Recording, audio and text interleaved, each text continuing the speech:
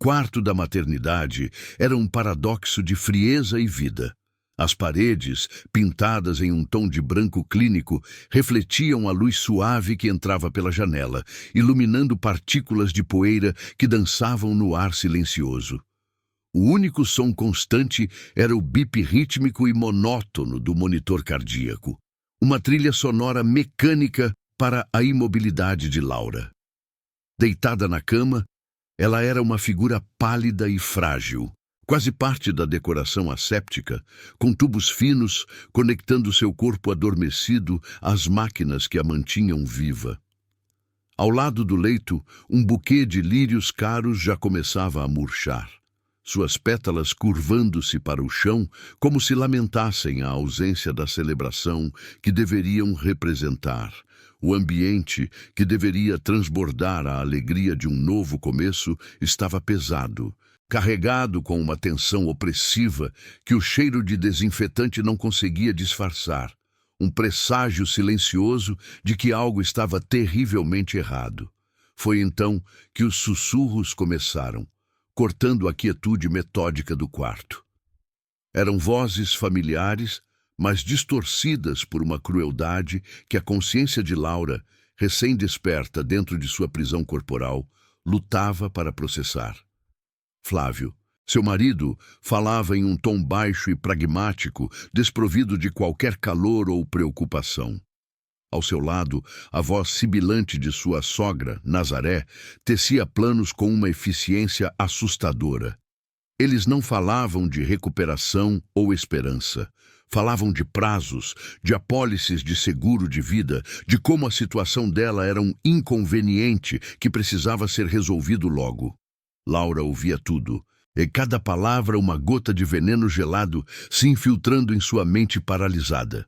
Ela tentava gritar, mover um dedo, qualquer coisa para provar que estava ali, mas seu corpo era uma casca inerte, transformando-a em uma espectadora impotente de sua própria ruína. A verdadeira facada veio em seguida, precisa e letal, desferida pela voz de Nazaré. Uma já dá trabalho e despesa demais. A gente some com essa outra e ninguém vai saber. Dizemos que não resistiu. A menção à outra fez o universo de Laura implodir. Suas filhas, Clara e Vitória, as gêmeas que ela mal teve tempo de segurar, dormiam serenamente no berço ao lado, alheias ao destino que lhes era traçado. O plano era claro, livrar-se de uma delas para facilitar o recebimento da herança e do seguro, mantendo a farsa de uma família perfeita, agora com apenas um filho. Um grito silencioso rasgou a consciência de Laura, uma onda de fúria e desespero tão avassaladora que ela sentiu como se seu coração fosse parar. O amor que ela sentia por Flávio se desintegrou, transformado em cinzas de traição. Eles saíram do quarto minutos depois, deixando para trás um silêncio agora maculado pela conspiração. O bip do monitor parecia mais alto, cada pulso um eco da traição que agora pulsava em suas veias. Laura ficou sozinha com a verdade monstruosa e com o som suave da respiração de suas duas filhas. A dor da traição pessoal deu lugar a um instinto primordial, uma força que ela não sabia que possuía. A luta não era mais por sua própria vida, mas pela vida de Vitória, a filha que seu marido e sua sogra consideravam descartável. Naquele momento, em meio à escuridão da imobilidade, uma chama de determinação se acendeu. É revoltante pensar que uma mãe possa passar por isso no momento mais vulnerável de sua vida. E é por histórias como a dela que este trabalho existe. Se você acredita que nenhuma voz deve ser silenciada, inscreva-se para nos ajudar a continuar compartilhando relatos que precisam ser ouvidos. A memória de Laura, antes um refúgio de momentos felizes, agora era uma sala de tortura onde as lembranças do passado se chocavam violentamente com a realidade do presente. Ela se lembrava do cheiro de café fresco que Flávio preparava todas as manhãs, do jeito como ele a abraçava por trás, enquanto ela revisava as plantas de um novo projeto na mesa da sala de jantar. Eles haviam construído uma vida que parecia sólida, um castelo de sonhos erguido sobre pilares de confiança e cumplicidade. Flávio era o empresário bem-sucedido, o marido atencioso que a apoiava em sua carreira de arquiteta, o homem que sussurrava promessas de um futuro eterno ao pé do seu ouvido. A casa deles, um projeto pessoal de Laura, era um santuário de luz e linhas modernas, cada canto preenchido com o eco de suas risadas e planos para a família que estavam prestes a formar. A notícia da gravidez de gêmeas foi recebida com uma euforia que parecia capaz de iluminar o mundo. Laura mergulhou de cabeça nos preparativos, desenhando o quarto das filhas com um amor meticuloso, escolhendo cada detalhe, da cor suave das paredes aos móveis delicados que dançariam sobre os berços. Flávio, a princípio, compartilhava de seu entusiasmo, mas com o passar dos meses, uma sombra sutil começou a se instalar em seu comportamento. Ele se tornou mais distante, suas conversas cada vez mais focadas em planilhas financeiras e nos custos crescentes que a chegada de duas crianças representaria. Laura, imersa na bolha de felicidade da gestação, atribuía sua preocupação ao estresse natural de um pai de primeira viagem, sem perceber que a frieza em seus olhos não era cautela, mas o cálculo de um homem cujos planos haviam mudado drasticamente. Nazaré, sua sogra, nunca fora uma figura calorosa, mas sua presença se tornou mais constante e invasiva durante a gravidez. Suas visitas eram pontuadas por comentários passivo-agressivos, disfarçados de conselhos maternais. Ela criticava as escolhas de Laura para o enxoval, questionava sua capacidade de lidar com duas bebês ao mesmo tempo e sempre encontrava uma maneira de insinuar que a carreira de arquiteta dela teria que ser sacrificada. Laura sentia o veneno em cada palavra, mas se esforçava para manter a paz, engolindo as farpas em nome da harmonia familiar. Ela não podia imaginar que a antipatia de Nazaré era apenas a ponta de um iceberg de crueldade, um ensaio para o papel que ela desempenharia no palco macabro que se armava ao redor de sua vida. A chegada das meninas foi um parto complicado, um turbilhão de dor e esforço que culminou no momento mais sublime de sua existência. Segurar Clara e Vitória nos braços, sentir o calor de seus corpos minúsculos contra o seu, foi uma epifania de amor puro e incondicional. Por alguns instantes mágicos, o mundo se resumiu àquele quarto, a respiração suave de suas filhas e a promessa de uma vida inteira de felicidade. Mas essa paz foi abruptamente estilhaçada. Uma hemorragia severa a pegou de surpresa. E a última coisa que Laura viu antes de ser engolida pela escuridão foi o olhar indiferente de Flávio, enquanto os médicos corriam para salvar sua vida. Ela não acordaria mais como a mesma pessoa, mas como uma consciência aprisionada, uma testemunha silenciosa do desmoronamento de seu mundo. Os dias se arrastavam na monotonia do coma, cada bip do monitor um lembrete de sua impotência. Enquanto Flávio e Nazaré teciam seus planos cruéis ao lado de seu leito, os pais de Laura, Helena e Roberto sentiam um desconforto crescente a cada visita. Eles notavam a pressa de Flávio em discutir questões burocráticas, a forma como ele desviava o olhar quando perguntavam sobre o prognóstico dos médicos. Nazaré, por sua vez, exibia uma calma perturbadora, falando sobre o futuro das netas com um pragmatismo que beirava a insensibilidade. Não havia lágrimas, não havia angústia genuína, apenas uma eficiência fria que não condizia com a gravidade da situação. A intuição de pais lhes dizia que algo estava terrivelmente errado, uma dissonância assustadora entre a dor que eles sentiam e a aparente tranquilidade de seu genro. Helena, em particular, não conseguia afastar a sensação de que estava diante de uma farsa. Ela observava a forma como Flávio mal olhava para as filhas no berçário, como seu celular parecia mais importante do que a mão inerte de Laura. Em uma tarde, ela o confrontou sutilmente, perguntando se ele estava se cuidando, se precisava de apoio.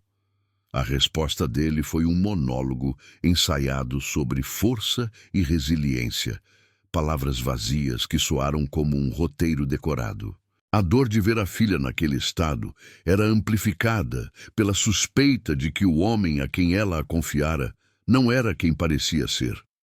É revoltante pensar como a maldade pode se esconder por trás de uma máscara de normalidade. E é para desmascarar essas verdades que precisamos continuar contando histórias como esta.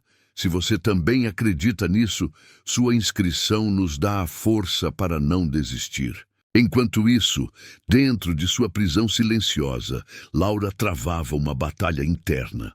O desespero inicial deu lugar a uma fúria gelada. Cada palavra que ela ouvia era armazenada, catalogada, transformada em munição. Ela repassava mentalmente cada detalhe do plano deles. A menção à apólice de seguro, a discussão sobre como forjar documentos, a frase monstruosa sobre se livrar de Vitória. O trauma era avassalador, ameaçando afogá-la em um mar de impotência. Mas o som da respiração de suas filhas, vindo do berço ao lado, era sua âncora. Ela não podia se dar ao luxo de sucumbir. A arquiteta que planejava edifícios agora planejava sua sobrevivência, traçando uma estratégia mental para quando e se conseguisse despertar. Seus medos eram gigantescos, e se ela nunca acordasse? E se acordasse tarde demais? A imagem de Vitória sendo arrancada de sua irmã, abandonada em um lugar qualquer, a assombrava dia e noite. Esse terror se misturava à dor da traição. Como o homem que ela amou podia se transformar naquele monstro. Como a família que ela sonhou em construir se tornou um ninho de víboras. A dor emocional era tão intensa quanto a paralisia física, uma ferida invisível que sangrava sem parar.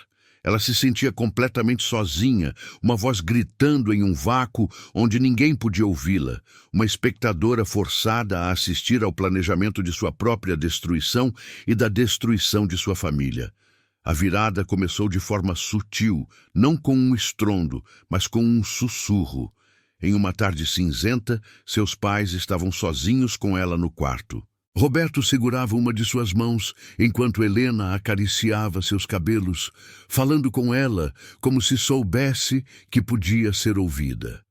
Ela contava sobre o dia, sobre como as meninas eram lindas e saudáveis, sobre como todos a esperavam. Então, inclinando-se sobre seu ouvido com a voz embargada pela emoção, Helena sussurrou as palavras que mudariam tudo. Minha filha, lute por suas meninas. Nós estamos aqui com você. Lute.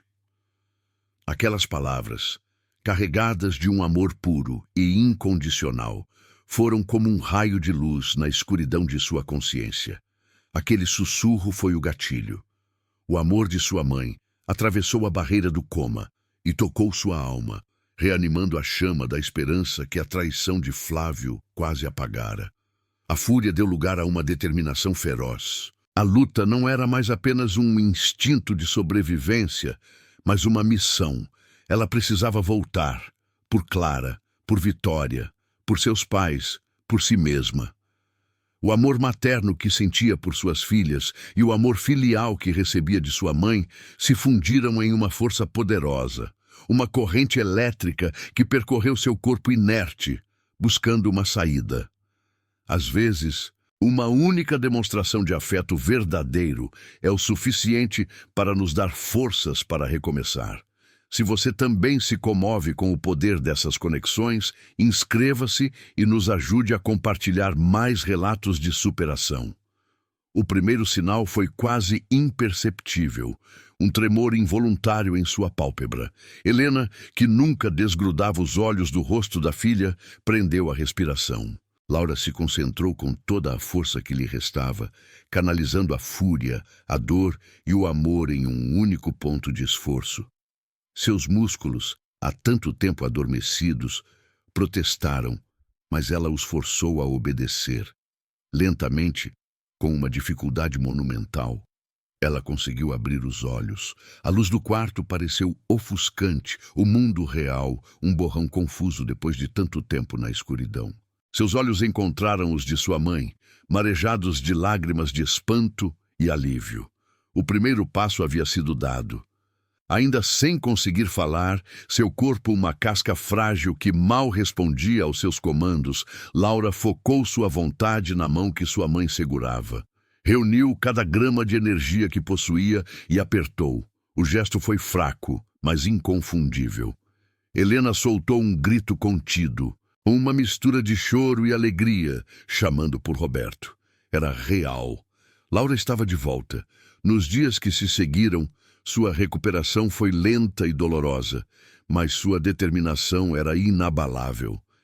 Assim que as primeiras palavras roucas conseguiram escapar de sua garganta, ela não pediu por água, nem perguntou sobre si mesma.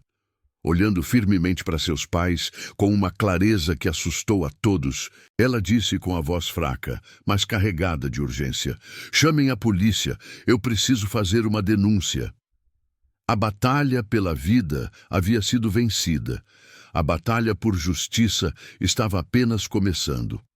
O quarto da maternidade era um paradoxo de frieza e vida. As paredes, pintadas em um tom de branco clínico, refletiam a luz suave que entrava pela janela, iluminando partículas de poeira que dançavam no ar silencioso. O único som constante era o bip rítmico e monótono do monitor cardíaco, uma trilha sonora mecânica para a imobilidade de Laura.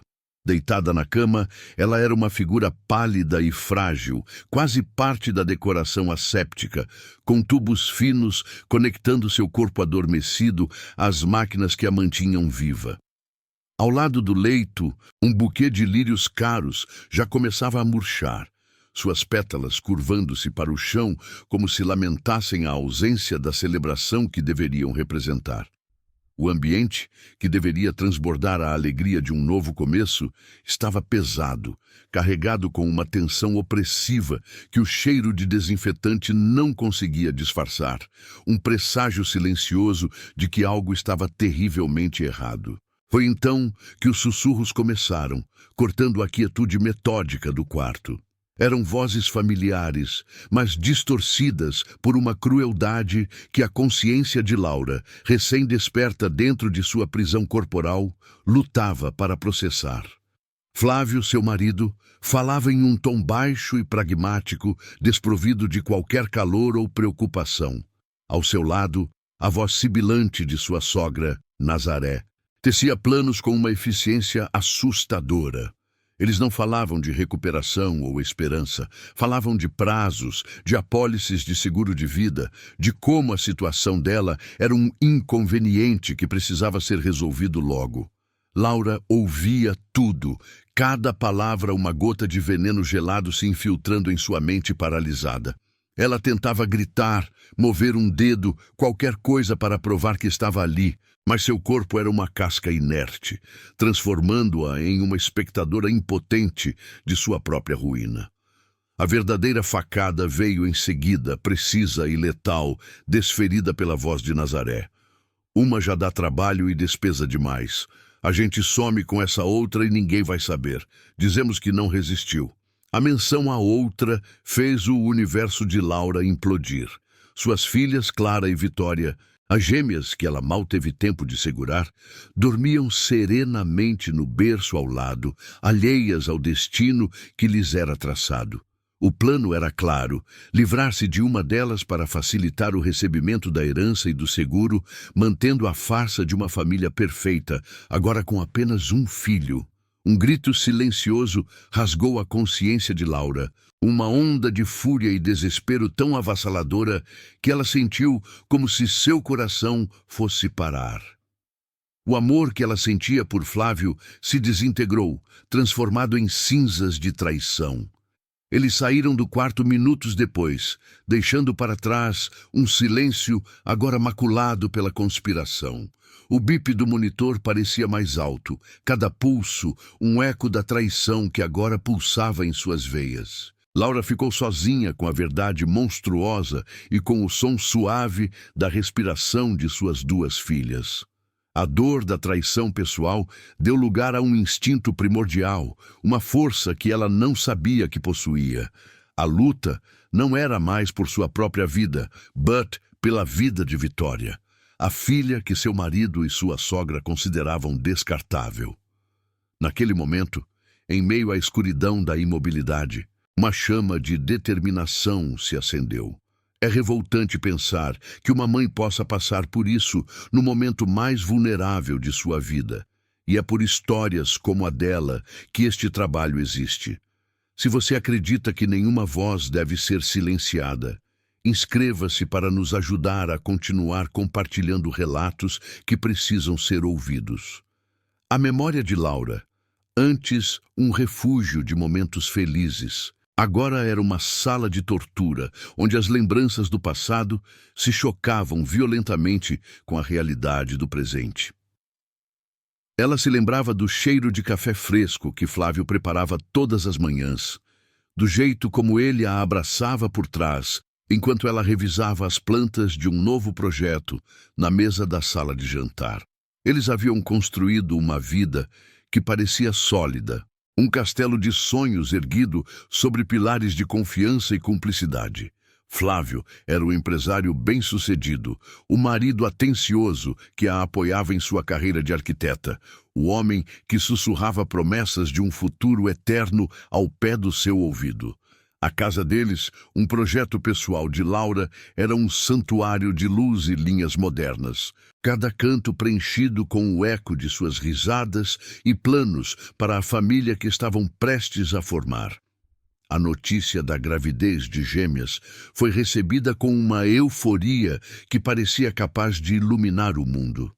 Laura mergulhou de cabeça nos preparativos, desenhando o quarto das filhas com um amor meticuloso, escolhendo cada detalhe, da cor suave das paredes aos móveis delicados que dançariam sobre os berços. Flávio, a princípio, compartilhava de seu entusiasmo, mas com o passar dos meses, uma sombra sutil começou a se instalar em seu comportamento. Ele se tornou mais distante, suas conversas cada vez mais focadas em planilhas financeiras e nos custos crescentes que a chegada de duas crianças representaria. Laura, imersa na bolha de felicidade da gestação, atribuía sua preocupação ao estresse natural de um pai de primeira viagem, sem perceber que a frieza em seus olhos não era cautela, mas o cálculo de um homem cujos planos haviam mudado drasticamente. Nazaré, sua sogra, nunca fora uma figura calorosa, mas sua presença se tornou mais constante e invasiva durante a gravidez. Suas visitas eram pontuadas por comentários passivo-agressivos disfarçados de conselhos maternais.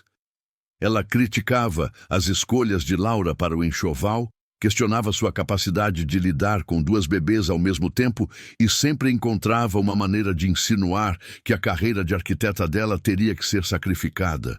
Laura sentia o veneno em cada palavra, mas se esforçava para manter a paz, engolindo as farpas em nome da harmonia familiar. Ela não podia imaginar que a antipatia de Nazaré era apenas a ponta de um iceberg de crueldade, um ensaio para o papel que ela desempenharia no palco macabro que se armava ao redor de sua vida. A chegada das meninas foi um parto complicado, um turbilhão de dor e esforço que culminou no momento mais sublime de sua existência. Segurar Clara e Vitória nos braços, sentir o calor de seus corpos minúsculos contra o seu, foi uma epifania de amor puro e incondicional. Por alguns instantes mágicos, o mundo se resumiu àquele quarto, à respiração suave de suas filhas e à promessa de uma vida inteira de felicidade. Mas essa paz foi abruptamente estilhaçada. Uma hemorragia severa a pegou de surpresa. E a última coisa que Laura viu antes de ser engolida pela escuridão foi o olhar indiferente de Flávio enquanto os médicos corriam para salvar sua vida. Ela não acordaria mais como a mesma pessoa, mas como uma consciência aprisionada, uma testemunha silenciosa do desmoronamento de seu mundo.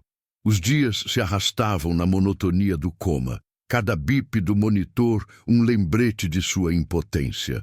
Enquanto Flávio e Nazaré teciam seus planos cruéis ao lado de seu leito, os pais de Laura, Helena e Roberto sentiam um desconforto crescente a cada visita. Eles notavam a pressa de Flávio em discutir questões burocráticas, a forma como ele desviava o olhar quando perguntavam sobre o prognóstico dos médicos. Nazaré, por sua vez, exibia uma calma perturbadora, falando sobre o futuro das netas com um pragmatismo que beirava a insensibilidade. Não havia lágrimas, não havia angústia genuína, apenas uma eficiência fria que não condizia com a gravidade da situação. A intuição de pais lhes dizia que algo estava terrivelmente errado, uma dissonância assustadora entre a dor que eles sentiam e a aparente tranquilidade de seu genro. Helena, em particular, não conseguia afastar a sensação de que estava diante de uma farsa. Ela observava a forma como Flávio mal olhava para as filhas no berçário, como seu celular parecia mais importante do que a mão inerte de Laura. Em uma tarde, ela o confrontou sutilmente, perguntando se ele estava se cuidando, se precisava de apoio. A resposta dele foi um monólogo ensaiado sobre força e resiliência, palavras vazias que soaram como um roteiro decorado. A dor de ver a filha naquele estado era amplificada pela suspeita de que o homem a quem ela a confiara não era quem parecia ser. É revoltante pensar como a maldade pode se esconder por trás de uma máscara de normalidade, e é para desmascarar essas verdades que precisamos continuar contando histórias como esta. Se você também acredita nisso, sua inscrição nos dá a força para não desistir. Enquanto isso, dentro de sua prisão silenciosa, Laura travava uma batalha interna. O desespero inicial deu lugar a uma fúria gelada. Cada palavra que ela ouvia era armazenada, catalogada, transformada em munição. Ela repassava mentalmente cada detalhe do plano deles. A menção à apólice de seguro, a discussão sobre como forjar documentos, a frase monstruosa sobre se livrar de Vitória. O trauma era avassalador, ameaçando afogá-la em um mar de impotência. Mas o som da respiração de suas filhas, vindo do berço ao lado, era sua âncora. Ela não podia se dar ao luxo de sucumbir. A arquiteta que planejava edifícios agora planejava sua sobrevivência, traçando uma estratégia mental para quando e se conseguisse despertar. Seus medos eram gigantescos. E se ela nunca acordasse? E se acordasse tarde demais? A imagem de Vitória sendo arrancada de sua irmã, abandonada em um lugar qualquer, a assombrava dia e noite. Esse terror se misturava à dor da traição. Como o homem que ela amou podia se transformar naquele monstro? Como a família que ela sonhou em construir se tornou um ninho de víboras? A dor emocional era tão intensa quanto a paralisia física, uma ferida invisível que sangrava sem parar. Ela se sentia completamente sozinha, uma voz gritando em um vácuo onde ninguém podia ouvi-la. Uma espectadora forçada a assistir ao planejamento de sua própria destruição e da destruição de sua família. A virada começou de forma sutil, não com um estrondo, mas com um sussurro. Em uma tarde cinzenta, seus pais estavam sozinhos com ela no quarto. Roberto segurava uma de suas mãos, enquanto Helena acariciava seus cabelos, falando com ela como se soubesse que podia ser ouvida. Ela contava sobre o dia, sobre como as meninas eram lindas e saudáveis, sobre como todos a esperavam. Então, inclinando-se sobre seu ouvido, com a voz embargada pela emoção, Helena sussurrou as palavras que mudariam tudo. Minha filha, lute por suas meninas. Nós estamos aqui com você. Lute. Aquelas palavras carregadas de um amor puro e incondicional foram como um raio de luz na escuridão de sua consciência. Aquele sussurro foi o gatilho. O amor de sua mãe atravessou a barreira do coma e tocou sua alma, reanimando a chama da esperança que a traição de Flávio quase apagara. A fúria deu lugar a uma determinação feroz. A luta não era mais apenas um instinto de sobrevivência, mas uma missão. Ela precisava voltar. Por Clara, por Vitória, por seus pais, por si mesma. O amor materno que sentia por suas filhas e o amor filial que recebia de sua mãe se fundiram em uma força poderosa. Uma corrente elétrica que percorreu seu corpo inerte, buscando uma saída. Às vezes, uma única demonstração de afeto verdadeiro é o suficiente para nos dar forças para recomeçar. Se você também se comove com o poder dessas conexões, inscreva-se e nos ajude a compartilhar mais relatos de superação. O primeiro sinal foi quase imperceptível, um tremor involuntário em sua pálpebra. Helena, que nunca desgrudava os olhos do rosto da filha, prendeu a respiração. Laura se concentrou com toda a força que lhe restava, canalizando a fúria, a dor e o amor em um único ponto de esforço. Seus músculos, há tanto tempo adormecidos, protestaram, mas ela os forçou a obedecer. Lentamente, com uma dificuldade monumental, ela conseguiu abrir os olhos. A luz do quarto pareceu ofuscante. O mundo real um borrão confuso, depois de tanto tempo na escuridão. Seus olhos encontraram os de sua mãe, marejados de lágrimas de espanto e alívio. O primeiro passo havia sido dado. Ainda sem conseguir falar, seu corpo uma casca frágil que mal respondia aos seus comandos, Laura focou sua vontade na mão que sua mãe segurava. Reuniu cada grama de energia que possuía e apertou. O gesto foi fraco, mas inconfundível. Helena soltou um grito contido, uma mistura de choro e alegria, chamando por Roberto. Era real. Laura estava de volta. Nos dias que se seguiram, sua recuperação foi lenta e dolorosa, mas sua determinação era inabalável. Assim que as primeiras palavras roucas conseguiram escapar de sua garganta, ela não pediu por água nem perguntou sobre si mesma. Olhando firmemente para seus pais, com uma clareza que assustou a todos, ela disse com a voz fraca, mas carregada de urgência: "Chamem a polícia. Eu preciso fazer uma denúncia." A batalha pela vida havia sido vencida. A batalha por justiça estava apenas começando. O dia do julgamento chegou sob um céu cinzento, como se o tempo refletisse a sobriedade do momento. O tribunal estava lotado, a atmosfera carregada de uma tensão quase palpável. Laura entrou na sala amparada por seus pais, seus passos ainda lentos, mas sua postura era ereta, seus olhos fixos à frente. Ela não parecia uma vítima frágil, mas uma sobrevivente com um propósito inabalável. Do outro lado, Flávio e Nazaré se sentavam com seus advogados, exibindo uma confiança arrogante, certos de que a defesa baseada na fragilidade mental de Laura seria suficiente para desacreditá-la. Quando ela foi chamada para depor, um silêncio profundo tomou conta do ambiente. Cada passo que deu em direção ao banco das testemunhas foi uma declaração de força, uma vitória sobre a paralisia que tentara aprisioná-la. O promotor iniciou o interrogatório com uma pergunta simples, mas poderosa. "Senhora Laura, pode nos contar o que ouviu enquanto estava no hospital?" Laura fechou os olhos por um instante, não para hesitar, mas para se transportar de volta àquele quarto frio.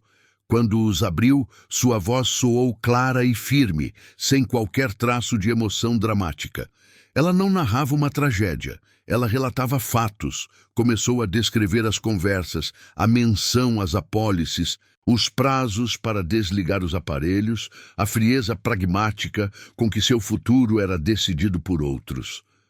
A precisão de seu relato era assustadora. Ela não apenas lembrava das palavras, mas do tom, das pausas, da maneira como o som da respiração de suas filhas se misturava à conspiração. A arrogância no rosto de Flávio começou a se dissipar, substituída por uma apreensão visível. Então, o momento crucial chegou. O promotor pediu que ela detalhasse o plano que ouviu sobre suas filhas. O silêncio no tribunal tornou-se absoluto, pesado. Laura fez uma pausa, respirou fundo e então, com uma clareza cortante, reproduziu a voz de sua ex-sogra. Uma já dá trabalho e despesa demais. A gente some com essa outra e ninguém vai saber. Dizemos que não resistiu. As palavras ecoaram pela sala como uma sentença, cruas e monstruosas. Cada sílaba era uma faca que desmantelava a imagem de família respeitável que eles tentaram projetar. Nazaré empalideceu, seu queixo tremendo levemente, a máscara de superioridade finalmente estilhaçada. O júri olhava para ela e depois para Flávio, com uma expressão de puro horror. A verdade, dita pela voz calma de Laura, era mais devastadora do que qualquer grito. Após a reconstituição, Laura fez algo que ninguém esperava. Ela virou a cabeça lentamente e olhou diretamente para Flávio, pela primeira vez desde que entrara no tribunal. Seus olhares se cruzaram, e no dela não havia ódio, mas uma calma dignidade que o diminuiu. "Vocês não tiraram a minha vida", disse ela, sua voz preenchendo o silêncio. "Vocês não me destruíram. Pelo contrário, ao tentarem me apagar e descartar minha filha como se ela não fosse nada, vocês me deram um motivo para viver por 1000 vidas. Vocês me deram uma força que eu não sabia que tinha." Cada palavra era uma afirmação de sua resiliência, uma declaração de que ela não era mais a mulher que eles tentaram silenciar. Ela havia transformado a maior das traições em sua maior fonte de poder. A condenação foi uma mera formalidade. O testemunho de Laura, tão preciso e inabalável, não deixou margem para dúvidas. O som do martelo do juiz batendo na madeira foi o ponto final definitivo naquele capítulo sombrio de sua vida. Ao sair do tribunal, Laura não celebrou. Havia apenas uma sensação de alívio, de um peso imenso sendo retirado de seus ombros. Ela passou pela multidão de repórteres sem dizer uma palavra, protegida pelo abraço de seus pais, com o pensamento fixo em suas 2 filhas, Clara e Vitória, que a esperavam. A justiça não fora um ato de vingança, mas um ato de proteção. A garantia de que o futuro de suas meninas seria construído sobre a verdade e a segurança, longe da sombra da crueldade que quase as separou para sempre. Laura sabia que não poderia reconstruir sua vida sobre as cinzas de São Paulo. A cidade, com suas memórias dolorosas em cada esquina, havia se tornado um fantasma. Ela vendeu tudo e se mudou com Clara e Vitória para uma cidade tranquila em Mato Grosso, buscando a paz que a natureza e o anonimato poderiam oferecer. Lá, ela abriu uma pequena confeitaria artesanal, um lugar que cheirava a baunilha e recomeços. O ato de medir ingredientes, de criar algo doce e belo com as próprias mãos, era terapêutico. Era a antítese de tudo que havia vivido. Em vez de destruição, ela agora criava. Em vez de amargura, ela oferecia doçura.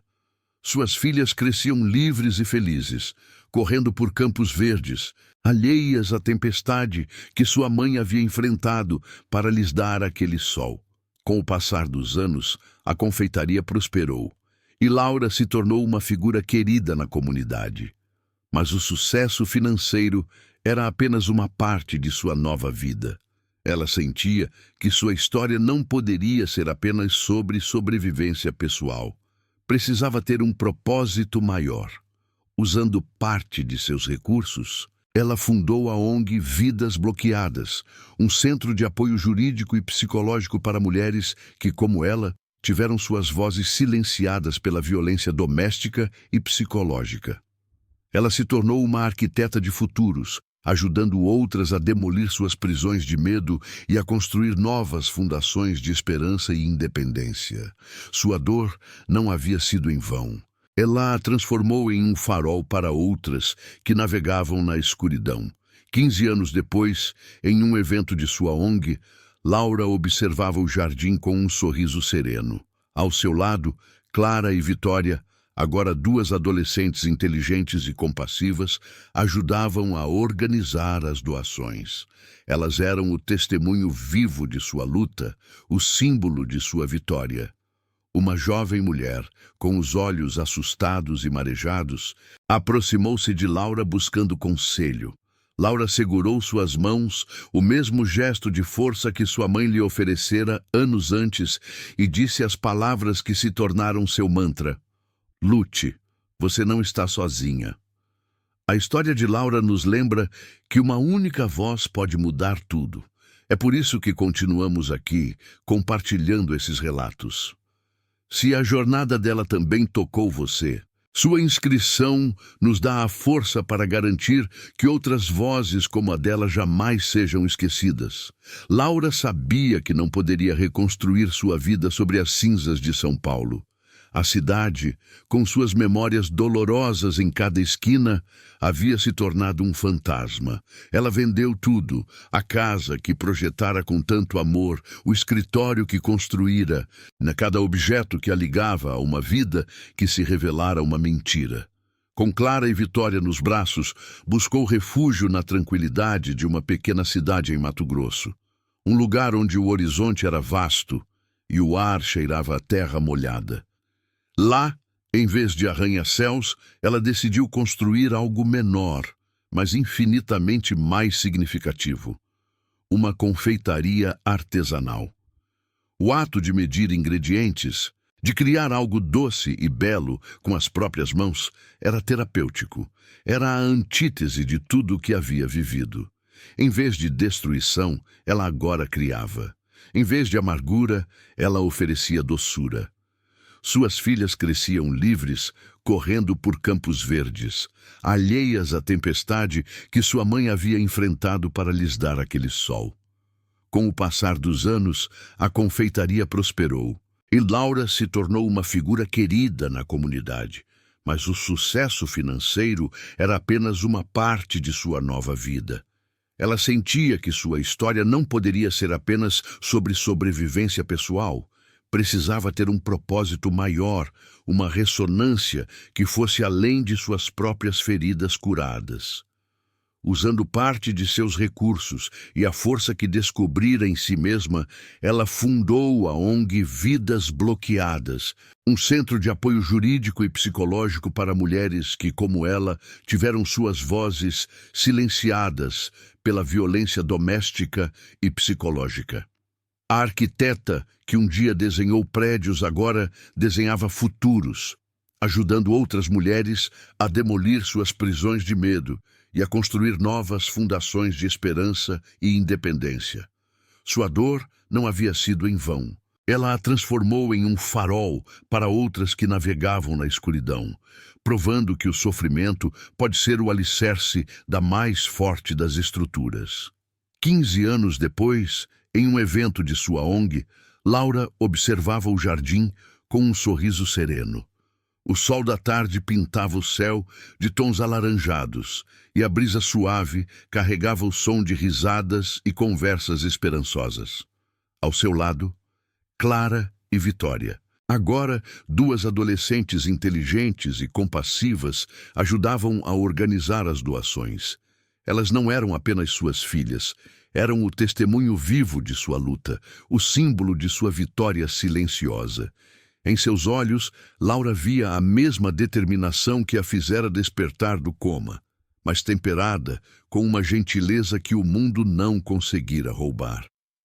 Vê-las ali, fortes e felizes, era a verdadeira justiça, uma paz que nenhuma sentença de tribunal poderia lhe proporcionar. Elas eram seu legado, a prova de que o amor, no fim, era a força mais resiliente de todas. Uma jovem mulher, com os olhos assustados e marejados de lágrimas que se recusavam a cair, aproximou-se de Laura buscando conselho. Sua voz era um sussurro trêmulo, a personificação do medo que Laura conhecia tão bem. Em um gesto instintivo, Laura segurou as mãos da moça, o mesmo ato de conexão e força que sua mãe lhe oferecera anos antes, naquele quarto de hospital. Olhando-a nos olhos, ela disse as palavras que se tornaram seu mantra, a herança de sua própria jornada. Lute. Você não está sozinha. A história de Laura nos lembra que uma única voz, por mais fraca que pareça, pode mudar tudo. É por isso que continuamos aqui, compartilhando esses relatos. Se a jornada dela também tocou você, sua inscrição nos dá a força para garantir que outras vozes como a dela jamais sejam esquecidas.